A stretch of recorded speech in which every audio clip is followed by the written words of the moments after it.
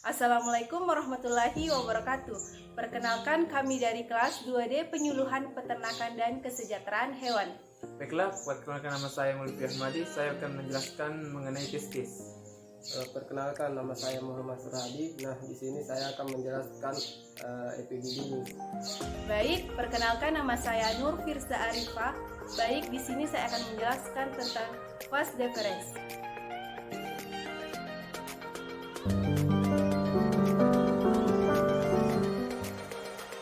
Saya akan menjelaskan mengenai testis. Testis atau gonad merupakan bagian laki-laki yang utama. Testis berbentuk bulat panjang. Testis berfungsi untuk menghasilkan sel janin jantan atau semen atau spermatozoa dan hormon jantan atau androgen. Ilmu yang mempelajari segala sesuatu yang berhubungan dengan testis disebut andrologi. Organ kelamin primer pada hewan jantan adalah testis atau biasa disebut orkis atau didymos. Disebut organ kelamin primer karena bersifat esensial, yaitu menghasilkan sperma dan menghasilkan hormon kelamin jantan yaitu testosteron. Pada semua spesies testis berkembang di dekat ginjal, yaitu pada daerah crista genitalia primitif.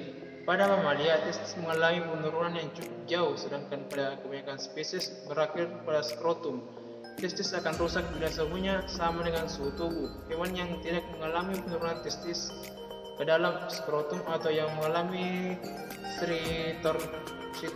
stertorsid spermatogenesis atau pembentukan sperma tidak akan terjadi. Hasil penelitian menunjukkan bahwa hal tersebut semata-mata karena pengaruh suhu. Karena bila testis yang kriptorsid diingkas secara buatan, spermatogenesis tetap berlangsung. Testis terbagi secara tidak sempurna oleh mediastinum, suatu septum yang terbatas. Oleh jaringan ikat berjalan dari pusat testis pada sumbu longitudinal dan berhubung dengan selaput pemisah. Segmen testis mengandung banyak tubuli seminiferi yang berkelok-kelok, jaringan longgar dan sel-sel interstisial yang berserakan. Testis terletak pada daerah prepubis terbungkus dalam kantong skrotum dan digantung oleh ventriculus spermaticus yang mengandung unsur-unsur yang terbawa oleh testis. Dalam perpindahannya dari cavum abdominalis melalui canalis ingualis ke dalam skrotum pada sab jantan, testis berbentuk oval memanjang dan terletak dengan sumbu panjangnya vertikal di dalam skrotum. Sedangkan pada sapi dewasa, panjangnya mencapai 12-16 cm dan diameternya 6-8 cm. Tiap testis berukuran berat 300-500 gram tergantung pada umurnya, berat badan, dan bangsa sapi. Testis sapi jantan berbentuk bulat panjang, terletak di dalam kantung skrotum dan tergantung pada korda spermaticus dengan bagian arteriotestis lebih dalam atau dengan posisi ventral. Pada hewan dewasa, panjang testis 10-12 cm, lebar 6,25 cm dengan berat 500 gram. Testis ini diselubungi oleh selapis turunan pengikat yang tipis dan elastis disebut tunika albuginea. Bila diraba, selaput ini terasa kuku dan kuat. Sedangkan panjang tubuh keseluruhan pada sapi jantan dewasa diperkirakan 4,5 cm dan setiap tubuh bergerak dengan 200 mikron lebih sedikit, dan kira-kira 80% dari berat testis seekor sapi jantan normal terdiri dari tubuli. Lapisan luar dari testis adalah tunika albuginea. Testis merupakan membran jaringan ikat elastis berwarna putih. Pembuluh darah dalam jumlah besar dijumpai tepat di bawah permukaan lapisan ini. Lapisan fungsional dari testis yaitu parenchyma terletak di bawah lapisan tunika albuginea. Parenchyma ini berwarna kekuningan, terbagi-bagi oleh septa yang tidak sempurna menjadi segmen-segmen. Parenchyma mempunyai pipa-pipa kecil di dalamnya yang disebut tubulus seminiferus atau tunggal, tubulus seminiferi atau jamak.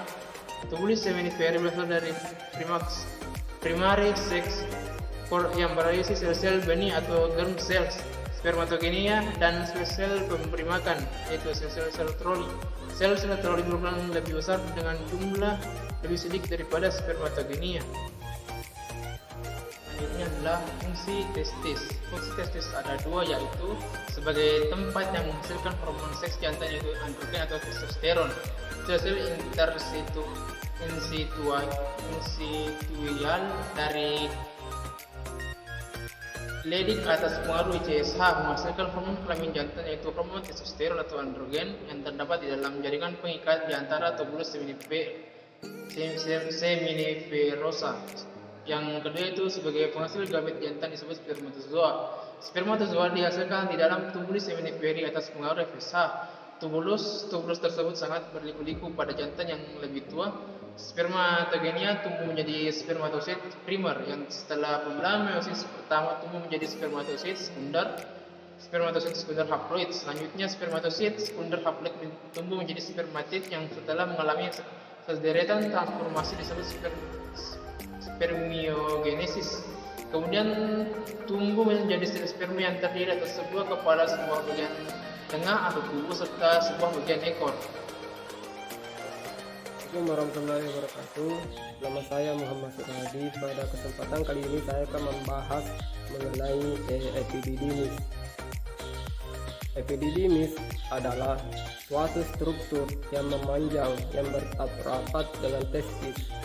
Epididymis mengandung ductus epididymis yang sangat berliku-liku dan mencapai panjang lebih 40 meter jantan dewasa dan kurang lebih 60 meter pada babi dan 80 meter pada kuda. Epididymis dapat dibagi atas kepala, badan, dan ekor. Kepala atau caput epididymis membentuk suatu penonjolan dasar dan agak berbentuk mangkok yang dimulai pada ujung proksimal testis. Pada umumnya, epididymis berbentuk U, berbeda-beda dalam ukurannya dan menutupi seluas sepertiga dari bagian testis. Melalui serosa, saluran epididymis tersusun dalam lobuli dan mengandung ductus efferentes testis dengan saluran epididymis yang dimana berjumlah 13-15 buah dekat ujung proksimal testis. Caput epididymis menjadi pipi dan bersambung ke badan atau korpus epididymis yang langsing dan berjalan distal sepanjang tepi posterior testis. Bisa dilihat pada gambar. Pada ujung distal testis, korpus menjelma menjadi kauda epididymis yang pada sapi dewasa mencapai ukuran sebesar ibu jari dan agak berayun dalam kedudukannya. Di dekat ligamentum testis, saluran epididymis menjadi lebih kasar pada pelipatan sekeliling ligamen, bersambung ke proksimal sebagai kauda epididymis.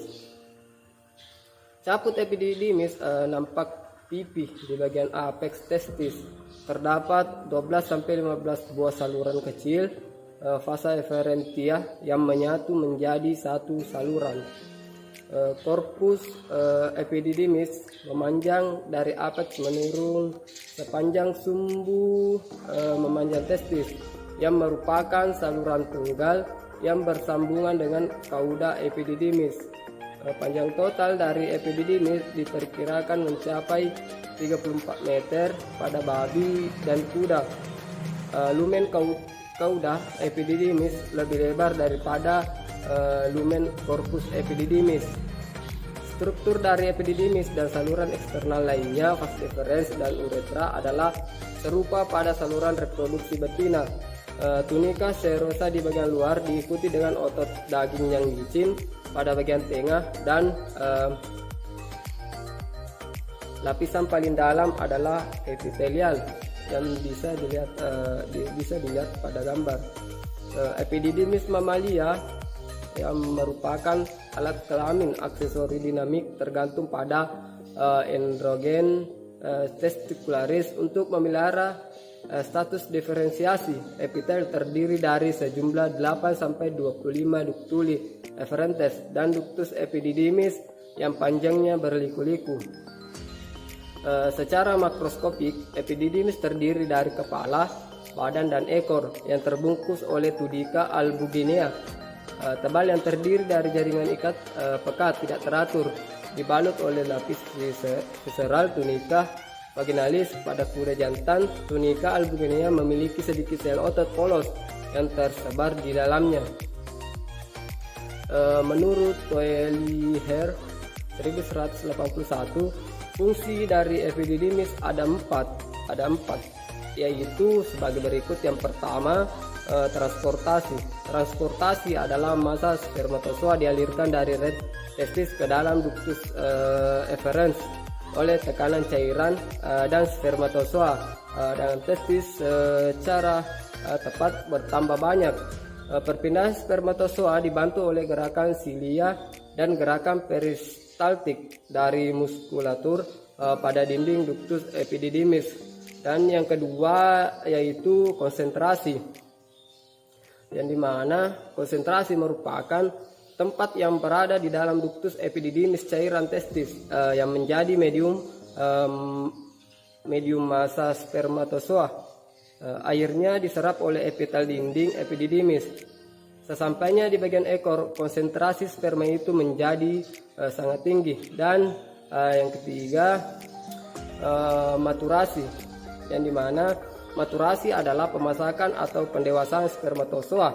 Pemasakan ini mungkin disebabkan oleh adanya sekresi dari sel-sel epitel di ductus epididymis.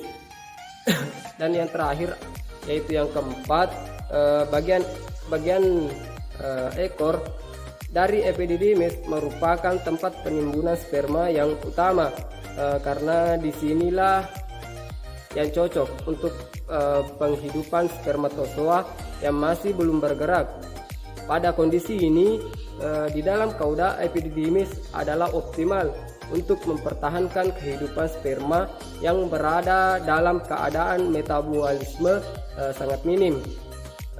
Apabila epididymis ini diikat, sperma akan tetap hidup dan fertil di dalam epididymis selama 60 hari. Nah, dari keempat fungsi epididymis, caput atau kepala epididymis berfungsi sebagai tempat maturasi dan konsentrasi pada korpus atau badan, dan juga epididymis berfungsi sebagai transportasi sperma. Sedangkan pada bagian ekor atau kauda, epididymis berfungsi sebagai tempat penimbunan sperma. Sekian mungkin itu saja penjelasan saya mengenai epididymis. Lebih dan kurangnya mohon dimaafkan. Wassalamualaikum warahmatullahi wabarakatuh. Baik, langsung saja. Vas deferens atau cauda epididymis adalah pipa berotot yang pada saat ejakulasi mendorong spermatozoa dari epididymis ke ductus ejaculatorius dalam uretra prostatik. Vas deferens meninggalkan ekor epididymis bergerak melalui kanal inguinal yang merupakan bagian dari korda spermatik, dan pada cincin inguinal internal memutar ke belakang, memisah dari pembuluh darah dan saraf dari korda. Selanjutnya, dua vas deferens mendekati uretra, bersatu dan kemudian ke dorsocaudal kandung kemih, serta dalam lipatan peritoneum yang disebut lipatan urogenital atau genital fold, yang dapat disamakan dengan ligamentum lebar pada betina. Vas deferens mengangkut sperma dari ekor epididymis ke uretra. Dindingnya mengandung otot-otot licin yang penting dalam mekanisis pengangkutan semen waktu ejakulasi. Nah, adapun diameternya mencapai 2 mm dan konsistensinya seperti tali berwarna kekuningan. Dekat badan epididymis, vas deferens menjadi lurus dan bersama bulu-bulu darah dan limfe serta serabut-serabut saraf membentuk funiculus spermaticus yang berjalan melalui canalis inagualis ke dalam cavum abdominalis. Ampula pada sapi mempunyai panjang 10-14 cm dengan diameternya 2-2,5 cm. Ampula tidak terdapat pada anjing, babi kecil dan kucing. Vas deferens ini berfungsi untuk mengangkut sperma dari ekor epididymis ke uretra. Dindingnya mengandung otot-otot licin yang penting dalam mekanisasi pengangkutan semen waktu ejakulasi. Nah, diameternya terdapat mencapai 2 mm dengan panjang 5-10 cm dan konsistensinya seperti tali dekat ekor epididymis. Vas deferens berliku-liku dan berjalan sejajar dengan badan epididymis. Dekat kepala epididymis, vas deferens menjadi lurus dan bersama bulu-bulu darah dan limfa dan serabut syaraf, membentuk funiculus spermaticus yang berjalan melalui kanalis inguinalis ke dalam cavum abdominalis. Kedua vas deferens yang terletak menyebelah di atas vesika urinaria lambat laun menebal dan membesar dan membentuk ampulae ductus efferens. Baik, itulah penjelasan dari kami. Mohon maaf apabila ada kata-kata yang kurang jelas dari kami. Sekian dari kami. Wassalamualaikum warahmatullahi wabarakatuh.